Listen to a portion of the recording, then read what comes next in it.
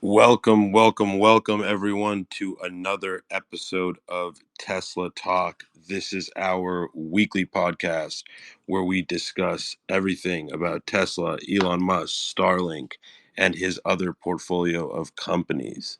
We will get the ball rolling here right away, and I'll turn it over to Sawyer for a brief introduction.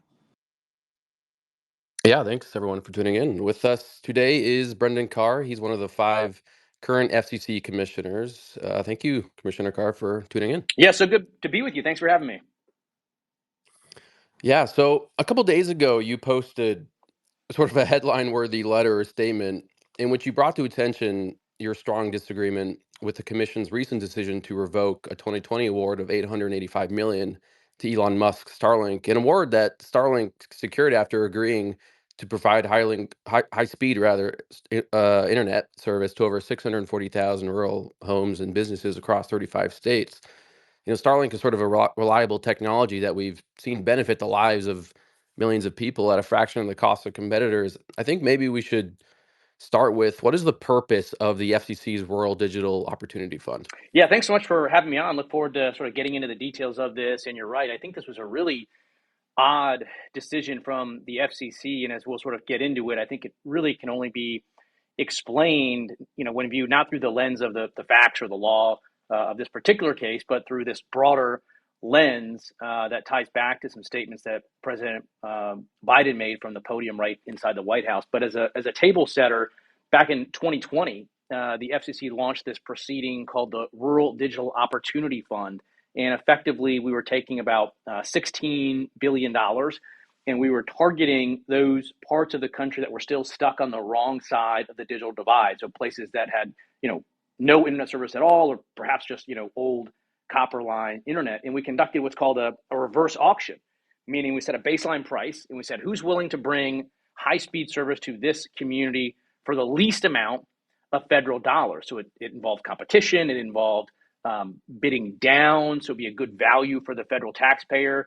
And ultimately, there was about $8 or $9 billion worth of funding that was won, and Starlink won just under $1 billion of that, as you noted, an award to provide high-speed internet for the very first time ever to these rural homes, rural communities over 30 different states for under $1 billion. And they were supposed to start delivering that service in 2025. And so they still have years to go before they have their very, very first commitment. So in a nutshell, we were trying to get service to rural America in 2020. We did it through this mechanism. Starlink competed, Starlink won. And as you noted, Starlink is undoubtedly a very reliable technology. In fact, the federal government relies on Starlink when it matters most for mission critical type of applications for the military in particular. And so that's sort of the initial stage set is 2020. They won this, they secured the money, and they were going forward pursuant to that commitment to get that service to those rural Americans. And then flash forward to just this week, and for the first time, the full FCC, the full commission where I work, as you noted, it's 5 commissioners. So 3 are Democrat. It's always with the presidency. So 3 are Democrats right now. 2 are Republicans, myself and Commissioner Symington. And the FCC voted 3-2 in a party line vote to rake back that 2020 award to Elon Musk. And what was so interesting about it is when you boil down the FCC's decision, what it says is we just don't think Starlink is that reliable of a technology. And you can parse the decision itself and look at how they invent an entirely new standard for Starlink to meet that they don't apply to anybody else. They just apply that standard to Starlink. It's a standard that, in fact, none of the other winners in that 2020 auction could have passed if the FCC had applied that to it. And so it's really a quite startling decision that, again, where we started from, I don't think it can be explained by the facts. And really, look, Elon Musk can be fine. Obviously, just under $1 billion isn't going to hurt him.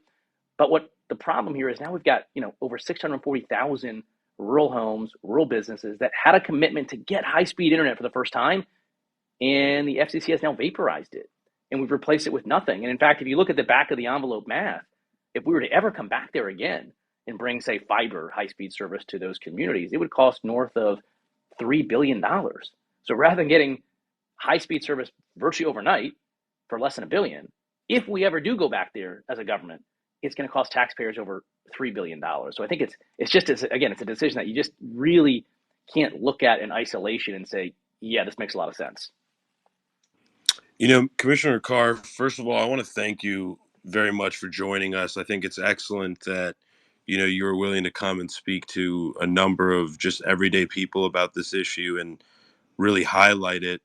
I have a question for you, I think, which is a great way to get this conversation started before we get into the specifics of this Starlink decision, which is that I feel that most everyday Americans, think that the bureaucratic structure of these federal organizations prevents them from being weaponized. And I feel that many don't understand the inner workings that allow for that to happen. So could you, from a layman's perspective, step by step, talk us through and maybe break it down for the audience as to how this weaponization is achieved in federal organizations and how 6, 7 federal organizations are rounded up to pursue an individual? Yeah, look, a lot of people are focused, obviously rightly so, on the presidency and the balance of power in Congress, whether it's the House or the Senate.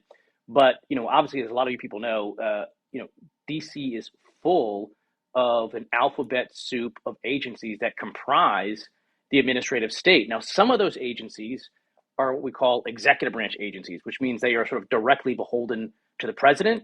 You can be hired and more importantly fired for no cause at all by the president. And then there's a separate set of agencies that are considered independent, which means you can't really be fired by the president except for sufficient cause. The FCC is an independent agency, but there's a blend. There's a blend again of executive branch agencies and independent agencies. And what's important here to remember is that if you look back, we're now approaching what will be 12 of the last 16 years. 12 of the last 16 years, the administrative state has been controlled by Democrats, meaning a Democrat has been in control of whether it's the FCC or FTC or Commerce Department for 12 of the last 16 years. So while the presidency shifts, while the House and the Senate shifts around, the Supreme Court can shift around, the administrative state has been in that condition now for approaching 12 of the last 16 years. And that's where all the action happens these days. I mean, Congress, rightly or wrongly, from your perspective, doesn't get a lot done. I would argue that's partly a product of our constitutional system. It's not supposed to be easy to get stuff done, but it is easy to get stuff done in administrative agencies. And again, by a simple vote of a majority of 3-2, the FCC can take almost, not any, but almost any action that it wants. And again, if you step back, we go back to where President Biden was last year. And again, he stood inside the White House at a podium that was adorned with the official seal of the President of the United States. And he said that Elon Musk is worth being looked at. There's a follow-up question that was asked, and they said, how? And he looked down, the president did, and said there's a lot of ways. And now the very narrow question that was asked to the president was about supposedly technical and financial ties to foreign governments. But I can tell you when a president stands at that podium and says Elon Musk is worth being looked at, that's a green light. And I think that's why you've seen this volume and pace and nature of administrative actions going after Elon Musk. Look, obviously it's the Department of Justice, Federal Aviation Administration, Federal Trade Commission, the NLRB, the Southern District of New York, even the U.S. Fish and Wildlife. And you can say, look, Musk runs a lot of businesses, so obviously he'll have a lot of run-ins with the government. Like, okay, I get that. But look at those individual actions. The Fish and Wildlife Service, they said that after a SpaceX launch, they found some blue crabs and a handful of bobwhite quail eggs that had been charred. And so they're wondering whether they should start an investigation on that. The NLRB was going after Tesla for dress code violations, for enforcing the rule that you had to wear a black T-shirt to work, which is actually an engineering thing when you get the details from Tesla on that. Or the FTC. The FTC was asking questions about what journalists did you give access to information that ultimately became part and parcel of the Twitter files. So this is why what I have said, and what I wasn't the first to say it, actually was the Wall Street Journal editorial board. They looked at all of these little regulatory actions, and they said the common theme here seems to be regulatory harassment of Elon Musk. And I agree. And you don't need to find, some smoking gun memo that tells every single agency what to do. When the president stands at the podium and makes that statement, it's clear enough. Yeah, no, I think that that's an excellent point, and I love the way that you explained that, and the leniency of these federal organizations to be able to act versus our actual branches of government. But I noticed yesterday in your CNBC interview, I liked the way that you phrased this. You said that the decision does not withstand the scrutiny that other FCC decisions would withstand. And as the commissioner of the FCC, I think you can answer this better than anyone could. How was this decision different from other FCC decisions? And how was it glaringly obvious to you that this was a weaponization of the commission? Look, before I became a commissioner in 2017, so I've been in this job for, I don't do math very well, five or 6 years at this point. But immediately before becoming a commissioner, I was the general counsel of the FCC. So, I understand things from a legal perspective. My background as a lawyer, I've litigated a lot of cases.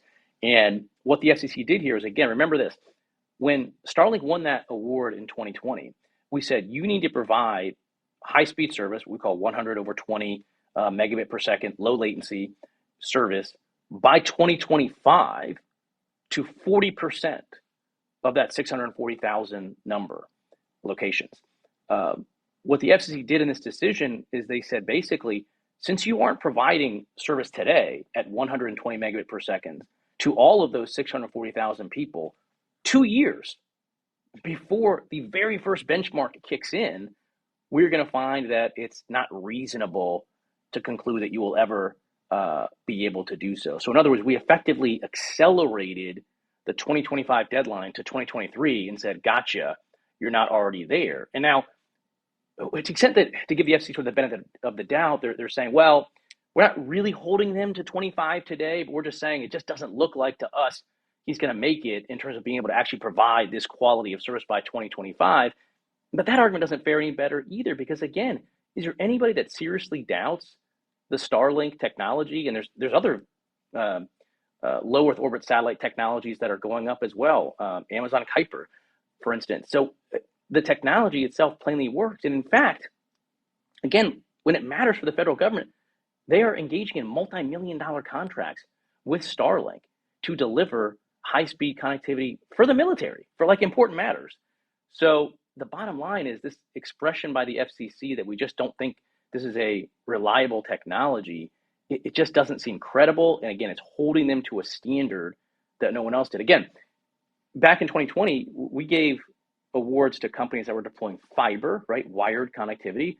If we were to say to them, are you providing service today that you weren't required to provide until 2025? They say, no, I haven't even put the fiber in the ground yet. But yet that's not the standard that we are holding Starlink to. So it's concerning from that perspective.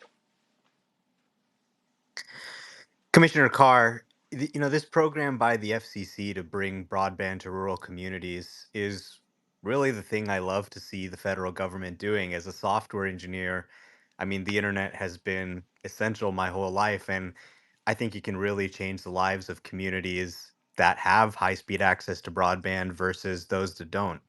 Is there another alternative here? Is there a way to serve these communities?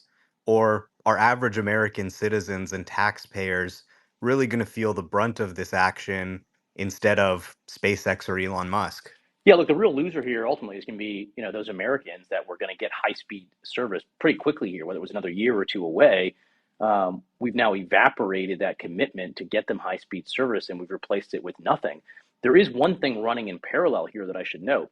The Biden administration is running its own broadband funding initiative called BEAD, and this was a part of the Infrastructure Act that passed 2 years ago. Now, there isn't a dollar yet from that BEAD program. It's a roughly $50 billion program that has actually gone into the ground.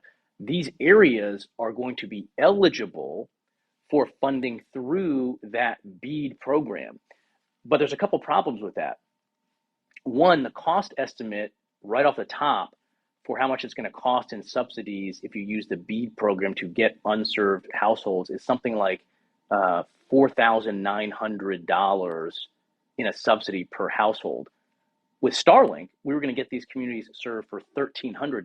So $1,300 high-speed service versus if, and again, it's not a guarantee, but if they get service through this other BEAD program. It's going to cost the American taxpayer $4,900.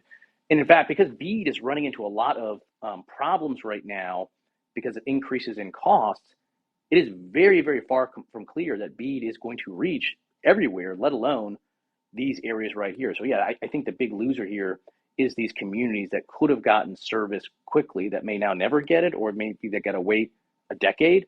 And the real loser is the taxpayer who got a good deal, $1,300 to serve a rural household versus the Biden administration's BEAD program, where it's going to cost them almost $5,000.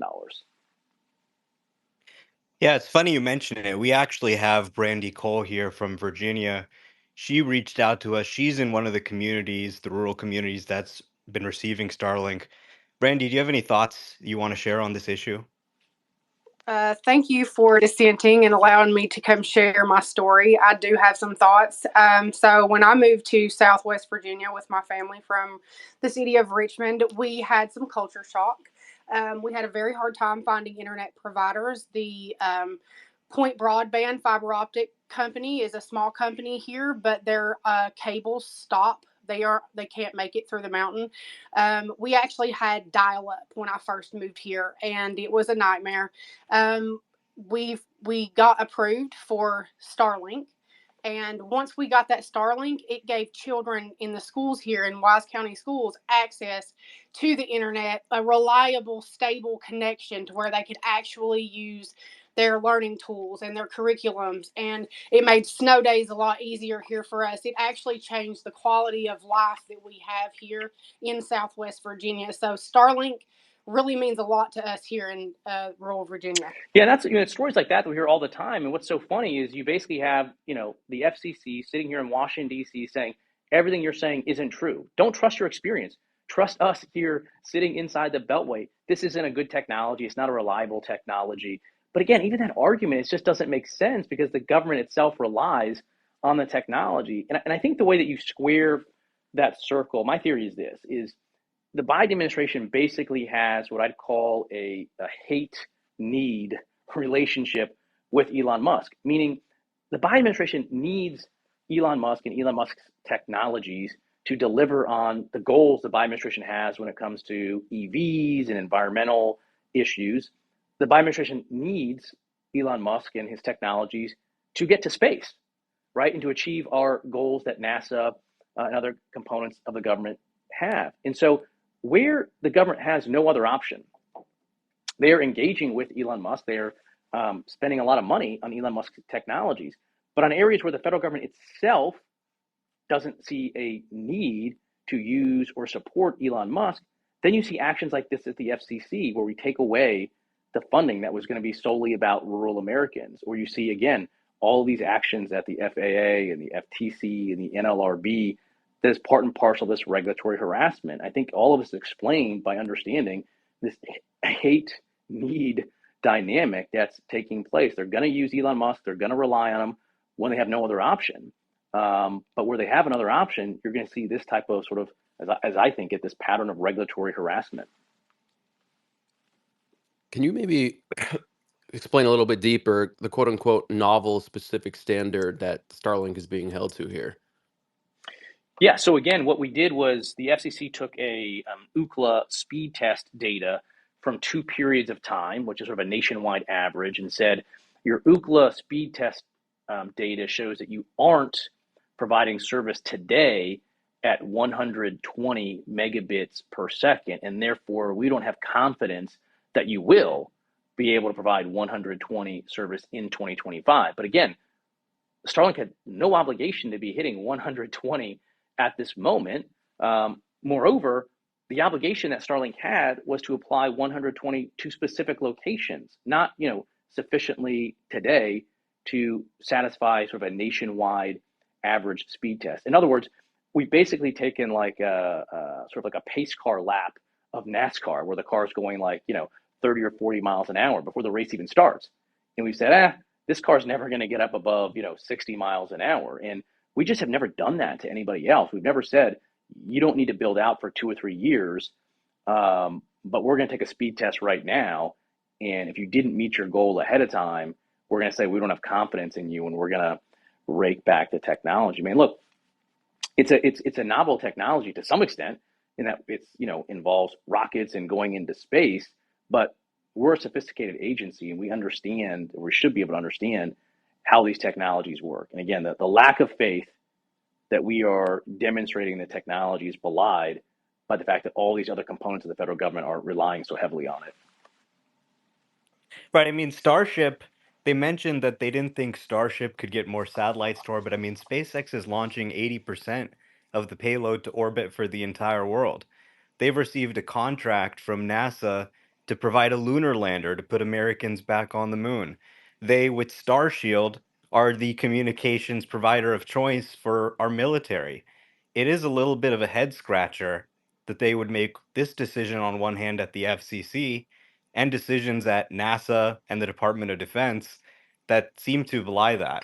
Yeah, I mean, look, Yeah, I was going to one of the add things that that. the decision said was, Go ahead. well, Starship failed twice, and it was funny because you saw all this instant, I think, correct pushback on tech trade press when they said that Starship failed, and it's a fundamental misunderstanding of how rocket ship technology in progress is made. You're learning a lot, you're growing, and like because we saw an explosion from here in DC, you don't say, wow, it's a failure, it's never going to work. You look at what did the data show, and what is the actual hockey stick curve of progress that is being made. But moreover, all of these satellites that are up there already, I don't know if it's 5,000 or so, something like that, have gone up without Starship. And so I don't understand sort of the thinking that, even if Starship were to fail, which again, I think is a misreading of the scientific data, that is that somehow an indication that Starlink isn't otherwise going to get the satellites up there on the current payload pace that it has.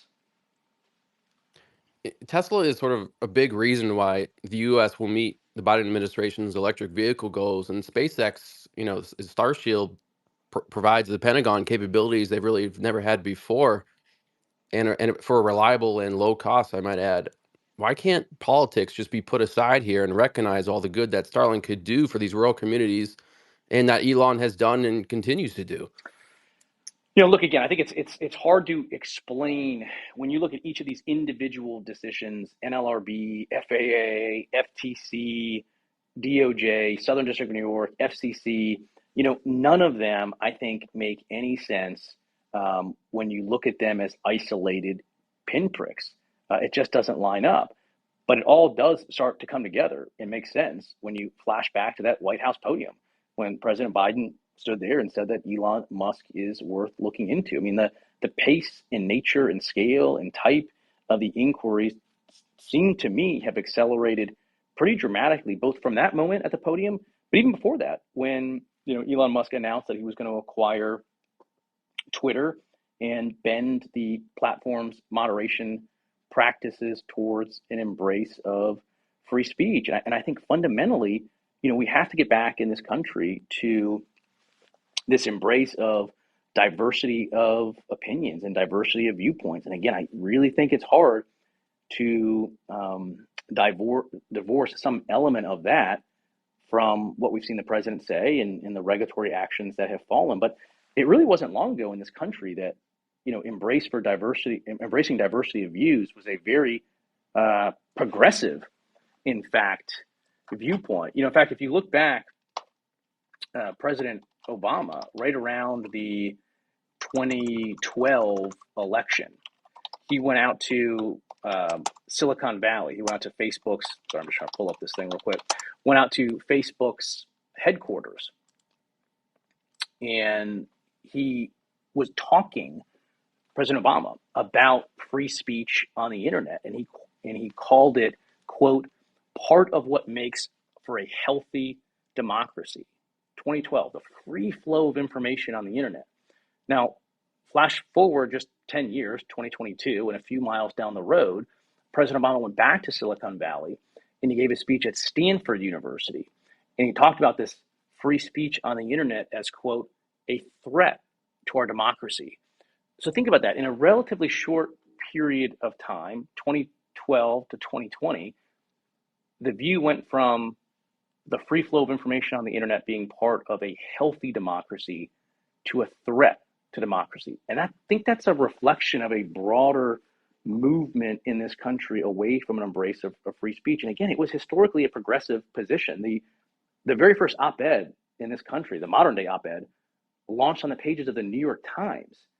There was an editor at the time, it was 1972, John Oakes, and he said his reason for launching the op-ed page was that he wanted something different than what you would see written from traditional editors at the New York Times. John Oakes said that, in his words, diversity of opinion is the lifeblood of democracy. The moment we start insisting that everyone think the same way we do, our democratic way of life is in jeopardy.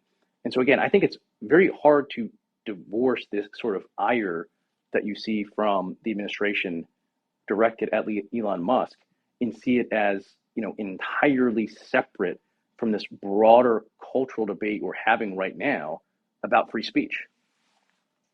I love how you touched on a number of the details of the decision in your letter of dissent, which, I mean, is what should be done. But I think the summarizing point you made, which I loved that you included it near the end of your dissent letter, was when you said, I think the obvious point is that the Biden administration doesn't believe Starlink is risky. Otherwise, the Pentagon would not have inked a multi-million dollar contract with them. And I know you reiterated this point, but I think that point alone is so it makes this argument so obvious, right? It Yeah, you're right. I makes mean, look, the decision so glaringly right. I mean, biased. I can go through and as we talk about and bore you with the particular standard of review and the exact components of how the RDOF system work. But at the end of the day, I think anybody can understand that the FCC deciding that as a fundamental matter, it's not a very reliable technology. It simply can't be squared with what either their lived experience is, as we just heard from that woman from Virginia, or from what they're seeing the federal government do when they really need connectivity. So the Commissioner, if it's question, okay, okay, go ahead.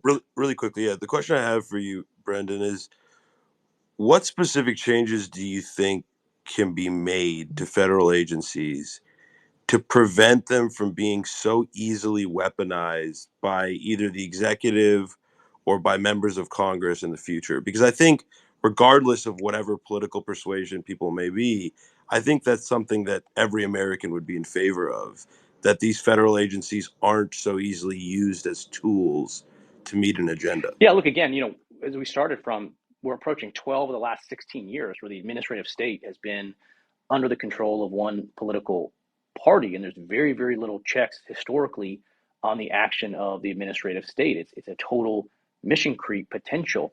There is something very important that is happening right now, though, that is a check on the administrative state, which is the Supreme Court. So the Supreme Court has been breathing new life into judicial review, and it has been sharpening and taking a harder look at agency actions and deferring to agency actions less. There's a Supreme Court case called EPA versus West Virginia, which basically says, before we're going to say that an agency has discretion to do something, we're really going to want Congress to be very specific in the legislation that it passes. Because again, for people that don't know, the way it works is Congress historically passes a high level law saying, FCC, do something good in this area over here.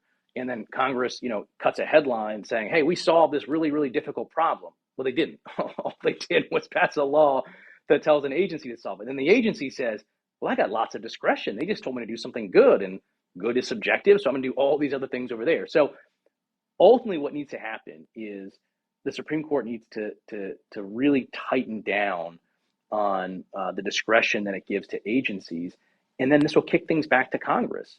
And now some people will say, well, look, Brendan, Congress isn't really very productive right now. They don't get along very well, and I get that. I spent a fair amount of time up there, but I'd say you really can't divorce the two things, meaning Congress right now knows that they don't need to compromise. They don't need to come to the middle. They don't need to actually very clearly solve a problem because they can rely on administrative agencies to do it for them.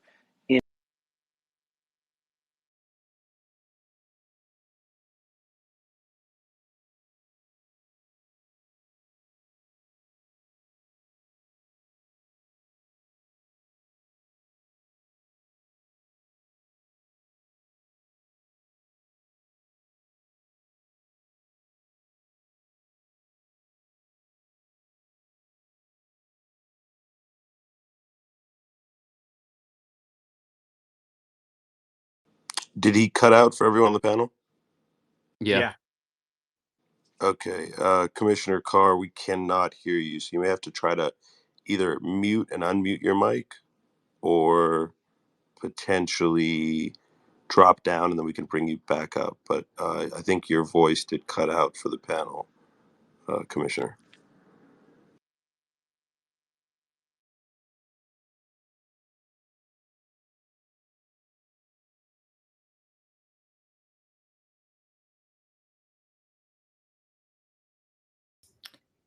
Okay, give us a couple moments here, guys. Sorry, if you want to send him a DM and see if we can let him know the mic cut out. You may not be able to hear us. If the mute unmute is not working, try dropping down and requesting back up, and we'll bring you back up.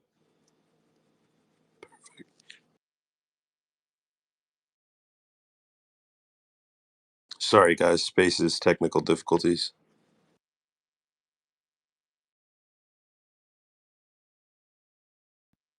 All right, I brought him back up.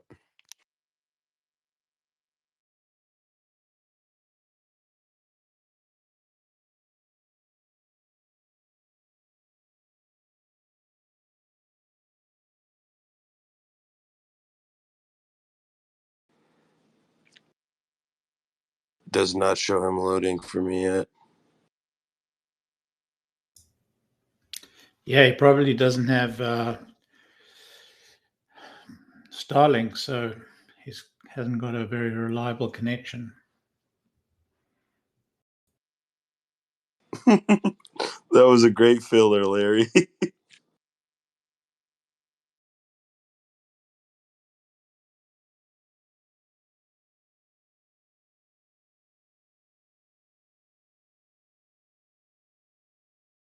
There's a couple moments here, guys. We're trying to figure it out. There we go. Okay, we got him back. Look, if up. anybody knows if anybody can- knows anyone that works at an agency that deals with communications, let me know. I could use some help here, I think. We need to get you Starlink, Commissioner. The irony of that is great. Man, No, we can hear you loud and clear now, sir. Sorry about I don't that. know where I dropped. I was on a really good rant there for a second, but I'm not sure where I lost you guys. Yeah, I mean, I love what you were saying just about the American ideal of freedom of speech and its importance to us. And I think it's just really disappointing that instead of, holding this value sacred, things are now so ideological that it's become more about party than really helping people get internet access, bringing America forward at a time where it's so important. There's a lot of people in this space who are listening, who agree with you, who want the government to do the best thing for the people. What would you suggest would be a way forward, or what people in this space could do? Is this something that you think potentially the courts could invalidate? Is this something where speaking up, writing to the FCC could make a difference? What would you recommend? Well, with respect to this particular decision on Starlink, the decision now falls back into the court of Starlink itself to decide whether they want to appeal. They can take this decision up to the DC Circuit. There's puts and takes. Obviously, I think there's a very, very strong legal argument, but you got to think through at the end of the day. Okay, let's say you even win in the DC Circuit. The prize for winning is you're back here at the FCC with no real guarantee as to how that plays out. But stepping back from sort of the Starlink issue and going back to the free speech issue, I think it's important on all of us to really stand up for this culture of free expression, because what's interesting to me is not this idea that you know you should be compelled to listen to every single idea that you find detestable. That's not my view at all. It's not like what's that Sandra Bullock movie? Is it Bird Box, Birdcage, where they like force Yeah, force right. someone's eyes open? Like, I don't think that that's how free speech works. But I think the question about censorship should be asked and answered this way. It's not a question of like, should speech ever not be censored, just to sort of use a blunt term, but it's the question of who should do it. In my view, is that it should be decisions for individuals. If you want to mute someone, then mute them. If you want to block somebody, then block them. Again, you're not compelled. But the question is, where in the free speech ecosystem should that decision take place? Should it take place by the government? I don't think so. Should it be centralized in the hands of, say, Facebook or even Twitter in terms of making censorship decisions at the system level? Or should we allow all speech in the digital town square, and then the individual participants in the digital town square get to make their own decisions about who they want to follow and whether they want to block or mute certain words? So I think maybe the way is to shift the conversation from, should this one person get to sort of speak always and everywhere, to, if you don't like that speech, don't follow it. Mute that person or block that person. But this reflexive view that someone above me needs to be in a centralized position to make sure that consenting adults cannot have that type of a conversation, even when I'm not part of it. I think that's the cultural shift that has taken place that we need to push back on. Commissioner, I want to be mindful of your time. Is it okay if maybe we take one or two audience questions? Yeah, go for it. I got to move across town, but hopefully I won't lose you again. Okay. Larry, you want to go ahead?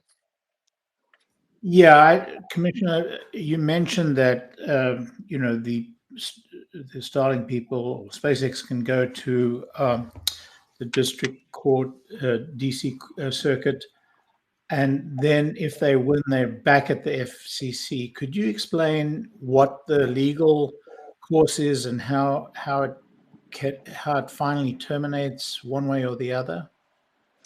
Well, this decision by the FCC from this week is a final decision by the agency. So one option Starlink has is just to accept this and move on. The second option that they have is to appeal this decision to the DC Circuit. And like I said, I think there's plenty of reasons why Starlink could argue, I think successfully, in my view, that this was a decision that should be overturned by the courts. And then if you win that, you're potentially back at the FCC, where the FCC would be asked to take a second look at it. Are you really sure that you want to go with your original decision? Now, it's possible that the DC Circuit could sort of go so far as to say, the FCC, there's no possible way that you could have denied this lawfully now or in the future. So we're basically effectively going to put their award back in place. But that would be the path forward. You can, just move on from here and not appeal it, or you can appeal it. But by and large, if you win, you're going to be back down here at the FCC again. Dan, you got the next question. Hey, thanks. Thanks, Brendan. Really appreciate the time. I'm an ex-employee. Sorry, I'm a little out of breath because, like my profile picture, I'm doing some kettlebell swings, listening to this conversation. It's amazing. I guess my question from an ex perspective, what can we do as a platform that would help, in your opinion, support this mission that we are not doing already? It's a good point. I mean, look, I think as I talked about, I think continuing to empower individuals and giving them, all the tools that they need and would want to curate their own experience, and just move people away from, appealing to Silicon Valley and appealing to sort of XHQ to enforce speech. I think that's, directionally where we need to move towards fundamentally. Thanks, really appreciate it. Jeff, I think we'll go to you, and then we'll maybe close it out. Yeah, thank you, Starter. Thanks for arranging this. Thank you, Commissioner Carr, for your time and your transparency. Really quick, just a comment.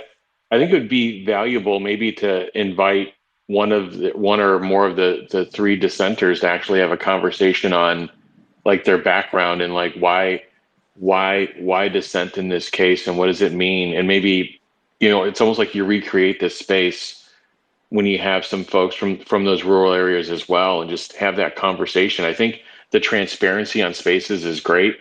I learned a lot in this conversation, and I just wanted to thank the commissioner and maybe offer that suggestion as well of maybe one of his colleagues that was in the dissent would also be willing to have a conversation. We could probably maybe reach out to them if they're around. That's it. Yeah, I think it's highly unlikely that one of my colleagues would come on Spaces to discuss it. Yeah, but yeah, you can try. Thank you. I'd be happy to do it. I talk to them every day. I mean, the thing is, like, they're all good people. We all get along. We have very strong policy differences, to be sure, but they're good people. And look, obviously, 99% of what we do at the FCC is bipartisan, is unanimous. Even some tough stuff we do together, and we get along. even when we end up landing in different spots. But there's other tough issues that we're doing. I mean, look, we've got this entire Title II net neutrality proceeding that's back underway. I don't know how many of you survived the sort of the net neutrality repeal of 2017 that we went through, and we adopt this new set of digital equity rules for the internet, which I dissented from then. I think fundamentally that was just about imposing more and more controls. And again, I think free speech on the internet is great, but I also think we need to make sure that the internet infrastructure itself, to the extent possible, really can't be canceled by the federal government. And so I think the degree that the Biden administration is trying to get more and more control over the internet infrastructure itself through these digital equity rules, I think is a mistake as well. I mean, and that's the reason, right, though, Commissioner Carr, that people should be outraged at this, because I think a lot of people who, like the people on this panel, myself, Sawyer, and Omar, I mean, we're fans and supporters of Elon Musk, but the people who aren't, try to look at this decision and say, oh, boo-hoo, a billionaire lost $1 billion grant. But, I loved that in your letter of dissent, you're turning the corner and saying, look, it's not just about them losing the grant. It's about depriving Americans that would have had access to the internet that are now being deprived of that. Yeah, I mean, look, Elon Musk, as we talked about, is going to be perfectly fine without this, 800 or so millions of dollars. I don't think anybody should be shedding a tear from him from a financial perspective. But yeah, this is a raw deal for the rural Americans that are actually going to get service. I think that's what people should care about. But I also think people should care about what appears to be this trend of regulatory harassment. That I just don't think it is completely random that Elon Musk, buys Twitter, makes a commitment towards free speech, and all of a sudden there's this deluge of what I view as sort of meritless regulatory actions going after him. I think that's something that we should all care about as well. Yeah, well, thank you, Commissioner Carr, for, of course, being generous with your time coming on. I think your letter of dissent was a brave move, and hopefully the other FCC commissioners eventually change their tune on this Starlink topic. We'll see. But keep up the good fight on this, and thank you for your time. Yeah, really enjoyed it. Thanks so much, and happy to do one of these again. Great. Thank you. We'll be in Love touch. Yeah, to have thank you you for back. speaking Yeah. out. Thanks. We appreciate it. We need more people in our government that are willing to have these conversations and are willing to come talk to regular people about these things and keep the American public in the loop. I mean, it's kind of depressing, honestly, how few of our members of government, whether they're elected or appointed, or whether they're members of federal agencies or whether they're members of Congress, how removed they are. So it's refreshing. I think if I were to describe you in one way after our first conversation together, Commissioner Carr, it's that was very refreshing to hear a commissioner of a federal agency, just be that down to earth and speak to us in a really real way about what's happening at that level. So we very much appreciate you and would love to have you back anytime that you'd like. Yeah, thanks so much. Happy to do it.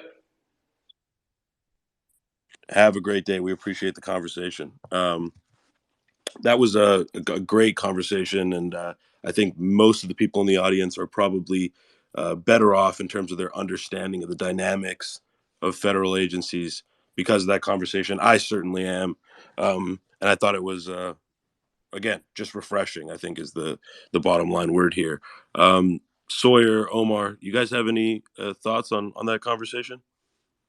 Well, I think it was just really insightful. I didn't expect to be having this conversation today, but I saw he followed me last night, so I was figured, well, why not DM him? Maybe we can get him on, and he graciously accepted. Yeah, it's cool. Yeah, I mean, props to Sawyer for landing him. Obviously, this is our first big interview on Tesla Talk. I know we probably have a lot of new listeners in the audience today. We appreciate all of you who came in. There's about 1,200 people in the audience. We'll keep it going for the 15 minutes that we normally do, and we'll open the conversation up with Jeff and Larry and maybe some other members from the audience as well. So stick around. But for those of you that are tuning in that are not familiar with our show, it's a project by myself, Sawyer, Holmar's blog, and Stock Talk Weekly. And we run these once a week for an hour and just keep you guys in the loop.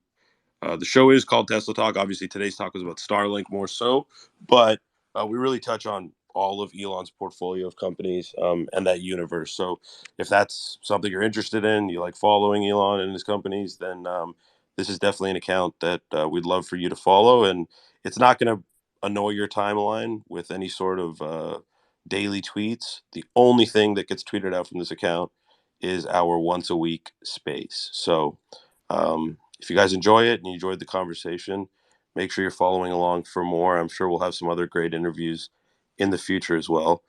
That being said, Jeff, we'll turn it over to you. What are your thoughts on the conversation, buddy?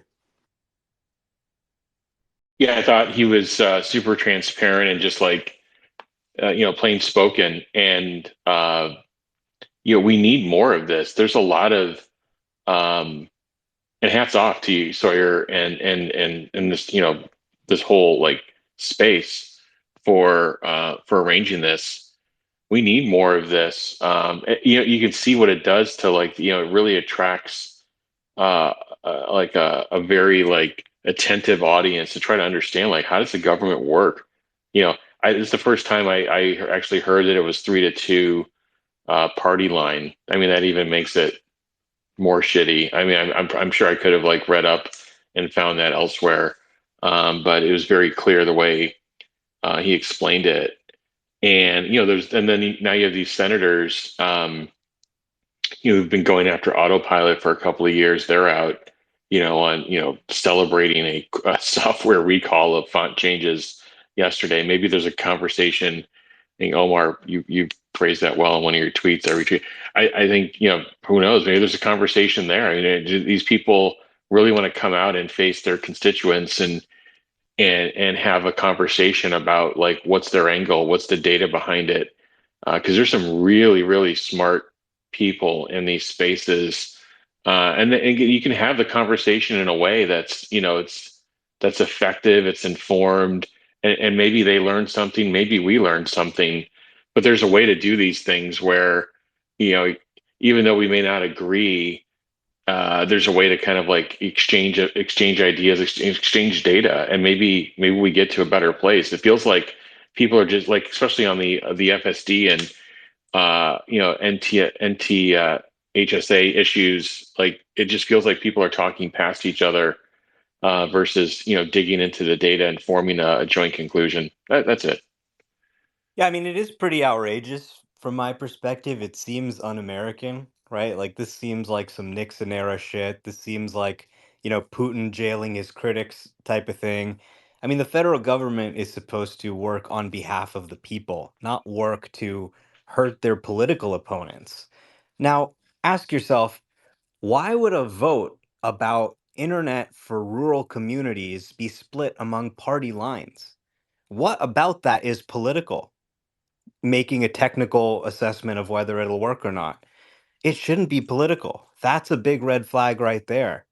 And you look at the autopilot thing, it's all over the news. 2 million cars recalled over safety issues. Then you look into it. What's the actual safety issue? There is zero safety issues in the software being corrected. The only thing they changed was some minor details of the driver monitoring system to prevent driver misuse. They literally made some of the font sizes bigger. They added suspension to basic autopilot instead of FSD beta, and they added single pull. And this is, being spun up as this whole thing. I mean, was it really necessary? Maybe it's helpful. I agree.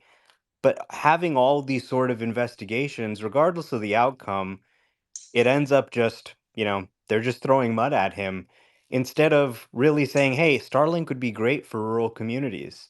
And hey, ADAS systems, AI in our car could help prevent crashes. But they seem to have lost sight of that. And they're just focused on the guy who runs the company instead of the technology itself that's really so important to our people. I mean, for me, like, SpaceX saves the government, thus taxpayers, billions of dollars via low-cost rocket launches. How does it make sense that the Pentagon sees SpaceX Starlink slash Star Shield technology is so reliable, cost competitive, secure, fast, and then signs big contracts with SpaceX, yet the FCC commission chooses to ignore these facts, except for, of course, the commissioner we spoke to today? It makes no sense. Yeah, same thing on the supercharging, right? They're getting big deals, both private and government, just on the merits of having a better solution, greater uptime, 5 times less the cost in many of the bids. And you know, and really that's what should be rewarded. That's the best solution for the American people. I mean, I put a comment. I mean, people should be very vocal. Be very vocal with your representatives. Be respectful. But really, like you got to speak out about when you see this like blatant. This is borderline corruption. I mean, when you see stuff like this happening, you should really be vocal in a very like peaceful but effective way and push back against it because it's not a. I agree with Omar. This is not American. Again, it's not about boo-hoo, $900 million taken away from a company that's doing very well. It's more of like, well, what is the time and schedule to get these people broadband access now? Now that this is and that's what it comes down to is results driven, and you know it's frustrating. And finally, I want to give a shout out to our sponsor for the space. No rushing while brushing. If you need to teach your kids to brush their teeth, here's 3 great stories for the holiday season. Go check it out. The link's at the top. Couldn't get more wholesome than that. Can't get more wholesome than that. Yeah, I think, brushing your love it. teeth is important, you know? I mean, dude, that was just wholesome, dude. I don't think anyone's mad about the children's book sponsor. One of my favorite parts of the space though was when he dropped down and reconnected and made the joke about knowing somebody in communications. I thought that was hilarious. But yeah, that was a great space. I And think I know a guy. yeah, that was like really just smooth comedic timing. And I don't know. He was a really down to earth guy. I liked him a lot. I hope we get him back for a conversation on the next time that FCC fucks Starlink over. Yep. There will be a next time. So look forward to tuning in, guys, on Tesla Talk for the next decision from the FCC to reject a previously awarded grant to Starlink based on technological assumptions that they have no business making. And I think that was excellent part of his letter as well, which was highlighting the fact that they never put this level of nuance into their analytical judgments, and now they're making this assumption that Starlink won't be able to deliver the product they were supposed to deliver by 2025. So unfair standards, very specific, case specific standards, I think is really the summarizing way to put it. And the hypocrisy that he highlighted several times, and I tried to reiterate, um, that hypocrisy is obvious because of the military contract. If the Pentagon thought that this technology was garbage, they wouldn't be awarding SpaceX contracts for it. If they thought it was risky, they wouldn't be doing that. And so, those are just two overlapping decisions that don't make sense in the context of the same administration. So, yeah, I think it was an awesome conversation. Jeff, is there anything else you wanted to add in? No, thank you for having me up. I appreciate it. Yeah, absolutely. Appreciate you coming up. Larry, anything else you wanted to add in? Yeah, I think we shouldn't forget his original point at the outset that the FCC acted in direct response to a president of the United States singling out a single individual, which I don't, in my learnings of history of the United States and in my active role in American politics since 1964, I cannot remember. I think this is a unique moment in history that an individual is singled out by a president from a public podium for as a object of an attack by his agencies. So I think it's pretty serious.